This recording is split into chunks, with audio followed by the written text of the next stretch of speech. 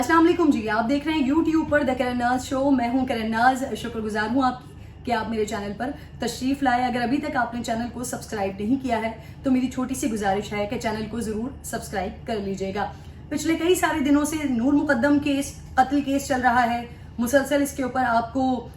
मुख्तलिफ लोगों की, मुख्तलिफ व्लॉगर्स की सोशल मीडिया पर वीडियोस भी मिल रही होंगी, अपडेट्स भी मिल रही होंगी जो आपको इस हवाले से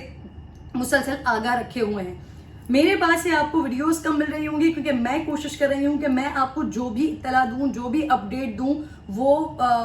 हकीकी अपडेट्स दूं, वो ऑथेंटिक अपडेट्स दूं जो कुछ भी हो रहा है। प्लस ये कि मेरी कुछ सहाफती जिम्मेदारियां भी बनती हैं कि जो कुछ मैं आपको खबर दूं उसमें क्रेडिबिलिटी हो, ताकि कहीं पर भी ये ताना ना सुनने को मिल जाए या ये बात ना सुनने को मिल जाए कि करन नाज ने ये खबर दी थी और ये गलत खबर दी थी, झूठी खबर दी थी। इस वजह से मैं इंतजार करती हूँ कि मुकम्मल तौर पर जो डिपार्टमेंट्स हैं उनकी तरफ से ऑथेंटिक रिपोर्ट्स सामने आए, उसके बाद मैं आप लोगों के सामने आऊँ और इस पर अपडेट आपको दूँ। तो सबसे पहले तो जाहिर जाफर, जो कि जिसको लाहौर लेकर गए थे, फॉरेंसिक रिपोर्ट फॉरेंसिक होनी थी, वीडियोज की पॉलीग्राफिक टेस्ट होना था, तो उसकी अपडेट आज के इस व्लॉग में, इस वीडियो में मैं आपको देने जा रही हूँ। सबसे पहले तो जी, क्योंकि नूर मुकद्दम के वालिद के वकील ने इस बात पर एतराज़ किया था कि लाहौर ले जाने की क्या तुक बनती है, लाहौर जाकर क्यों फॉरेंसिक किया जाए, वहां पर जाके क्यों पॉलीग्राफिक टेस्ट किया जाए। और सबसे बड़ा एतराज़ उनका ये था कि वीडियो का फॉरेंसिक और इस तरह से होना कि एक शहर से मुंतकिल करके इस्लामाबाद में वाक़या हुआ, दूसरे शहर में जाएं, वहां पर जाकर फॉरेंसिक रिपोर्ट हासिल करने की कोशिश की जाए, वहां पर जाकर फॉरेंसिक टेस्ट हो। तो उन्होंने इस बात पर एतराज़ किया था। बहरहाल अब जो फॉरेंसिक के नतीजे आए हैं वो इंकशाफात हैं, वो बड़े इंकशाफात हैं जिस पे तस्दीक हो जाती है कि ये सारा वाक़या इस तरह से नूर मुकद्दम के साथ हुआ था। दूसरी बात ये, बहुत सारे लोगों ने आपको बताया होगा, बहुत सारे टीवी चैनल से भी आपने सुना होगा जिसपे बड़ी सारी कहानियां हमारे सामने भी आई थी। बहुत सारे मोतबर टीवी चैनल्स ने इस बात पर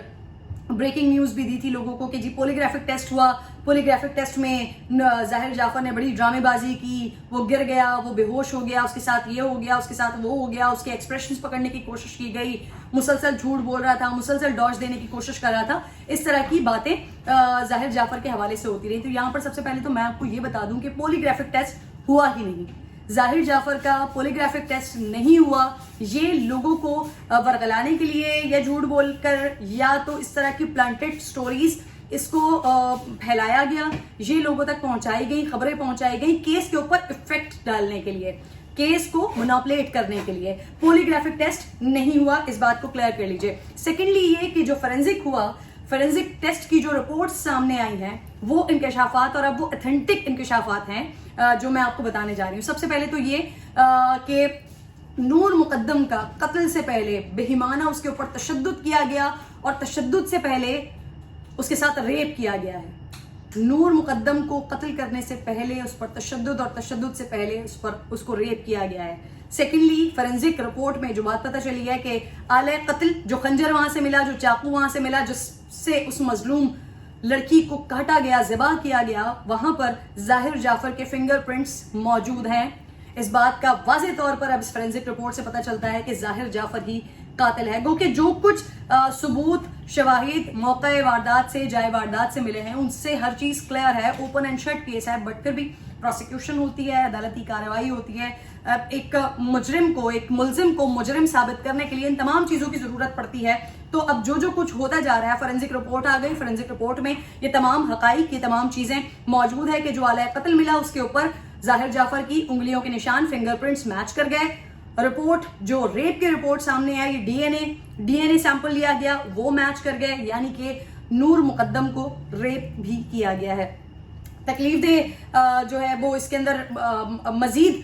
हकाइक सामने आ रहे हैं। अच्छा, एक और बात बड़ी इंपॉर्टेंट, जाहिर जाफर के वालिद के हवाले से जाकिर जाफर और उनकी अहलिया, इससे पहले भी हम मुसलसल बात करते रहे हैं कि उनकी जानिब से कोशिश की जा रही थी, यकीन दिलाने की कोशिश की जा रही थी उनके वकला की जानिब से कि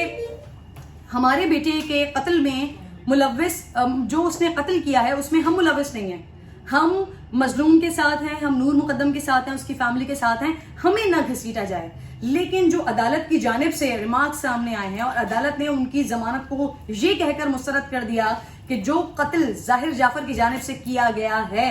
اس میں ذاکر جعفر نے, جو کہ ظاہر جعفر کا باپ ہے, اس نے معاون کا کردار ادا کیا ہے. یعنی کہ مسلسل وہ اپنے باپ کے ساتھ رابطے میں تھا, مسلسل بات چیت کر رہا تھا, ان کو ایک ایک چیز کا پتا تھا کہ گھر میں ہو کیا رہا ہے, لیکن اس کے باوجود بھی انہوں نے بجائے اس کے کہ وہ پولیس کو انفارم کرتے, فوری طور پر پولیس کو کہتے کہ آپ میرے گھر میں جا کر دیکھیں کسی کی جان جا سکتی ہے, انہوں نے ریہیبلیٹیشن سینٹر میں, جو کہ ان کی اہلیہ کا تھا, وہاں پر فون کیا, وہاں پر جا کر وہاں کے لوگوں کو کہا کہ آپ سچویشن کو کنٹرول کریں. تو انہوں نے لامحالہ یا انٹینشنلی انہوں نے اس چیز پر اپنے بیٹے کو سپورٹ کیا ہے کہ اس نے اس کے بعد ایک معصوم لڑکی کو ذبح کر دیا, قتل کر دیا. بہرحال جی, اب آخر میں اس کیس کے آخر جو اب رہ جاتا ہے, کیونکہ فورینزک رپورٹ ساری کی ساری وہ اس نے اس تمام حقائق کو عیاں کر دیا, اس تمام حقیقت کو عیاں کر دیا جو کچھ نور مقدم کے ساتھ اس رات, اس دن, اس گھر میں ہوا. کس طرح سے اس کو تشدد کیا گیا, کیسے اس کے ساتھ زیادتی ہوئی, اس کے بعد اس کو کس طرح سے مارا گیا, مارنے کے بعد کس طرح سے اس غلیظ آدمی نے اس کے وجود سے اس کے سر کو الگ کیا, کس طرح سے اس کو ذبح کیا, یہ سب کچھ اب کنفرم ہو چکا ہے رپورٹ کے ذریعے, فورینزک رپورٹ کے ذریعے. اب میں آ جاتی ہوں ذرا ایک دوسرے مسئلے پر. میں کچھ لوگوں کے بہت مختصر سے کلپس دیکھ رہی ہوں جو یوٹیوب کے اوپر ہی مجھے نظر آئے ہیں. کچھ لوگ ہیں جو کہ کیریکٹر اسیسینیشن کرتے ہوئے دکھائی دے رہے ہیں, یا والدین کی تربیت کے اوپر انگلی اٹھاتے ہوئے دکھائی دے رہے ہیں, اور یہ سوال کرتے ہوئے دکھائی دے رہے ہیں کہ جب بیٹیوں کو اتنی آزادی دی جائے گی کہ وہ وہاں پر جا کے رہے, وہ نشہ آور ادویات استعمال کرے, وہ چرس اور ہیروئن کا استعمال کرے, تو پھر اس کے بعد ایسے ہی واقعات ہوں گے, ایسی ہی چیزیں ہوں گی. اس کے لیے میرے پاس ایک چھوٹی سی مثال ہے. جب کسی کا انتقال ہو جاتا ہے, وہ بھلے سے کسی بھی وجہ سے ہوا ہو, گردے خراب ہو گئے, پھیپڑے خراب ہو گئے, سگریٹ نوشی کی وجہ سے مر گیا, شراب نوشی کی وجہ سے مر گیا, جب کوئی مر جاتا ہے تو ہم کیا کسی کے گھر میں جب تعزیت کے لیے جاتے ہیں تو ہم اس کے لواحقین کے ساتھ جو تعزیت کر رہے ہوتے ہیں, کیا ہم اسے یہ کہتے ہیں کہ دیکھا ہم تو کہتے تھے نا کہ شرابی ہے, یہ سگریٹ پیتا ہے, اس وجہ سے یہ مر گیا؟ نہیں, ہم اس کے باوجود بھی اظہار تعزیت کرتے ہیں, ہم ان کو احساس دلاتے ہیں کہ غم کے اس موقع پر ہم آپ کے ساتھ ہیں. تو پھر یہ کون سے لوگ ہیں جو ایک عورت, وہ کیسی بھی تھی, وہ ظاہر جعفر کے ساتھ رہتی تھی, اس کے ساتھ کوئی بھی طریقہ تھا, کوئی بھی تعلق تھا, لیونگ ریلیشن شپ میں تھے نہیں تھے, وہ اپنی دوستوں کے ساتھ بیٹھ کر چرس پی رہی ہے, وہ کچھ بھی کر رہی ہے, لیکن اب وہ اس دنیا میں نہیں ہے. وہ دنیا کی سب سے بد کردار ان لوگوں کی نظر میں اگر وہ عورت تھی بھی, تب بھی وہ مظلوم عورت, اس کو ذبح کر دیا گیا, اس کی جان لے لی گئی. کسی کے پاس بھی یہ حق نہیں ہے کہ وہ دنیا کے سب سے بڑے گنہگار کے ساتھ بھی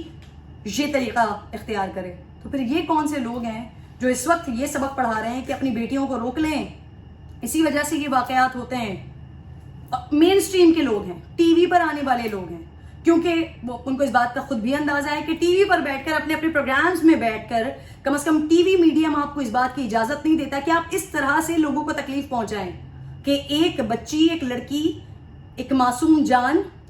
جو قتل ہو گئی, ذبح ہو گئی, آپ اس کے ماں باپ کی تربیت پر انگلیاں اٹھائیں,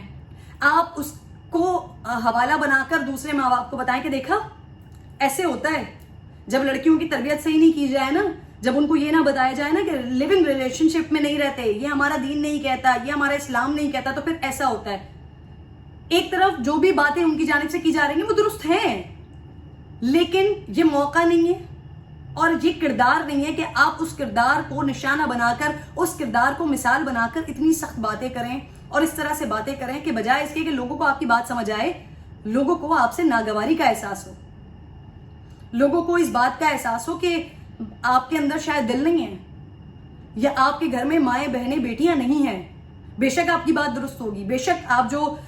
کہنے کی کوشش کریں, کیونکہ میں نے وہ بہت معمولی سا چھوٹا سا ایک کلپ دیکھا ہے, کسی نے ٹویٹر کے اوپر پوسٹ کیا ہوا تھا, میں نے بہت معمولی سا کلپ دیکھا ہے, مکمل طور پر وہ ویڈیو دیکھی بھی نہیں, لیکن جتنا مجھے سمجھ آیا, بے شک آپ درست بات کہہ رہے ہیں, دین اسلام میں اس چیز کی اجازت نہیں ہے, اور واقعی جب اس طرح کی چیزیں ہوتی ہیں تو اس کے کانسیکوینسز,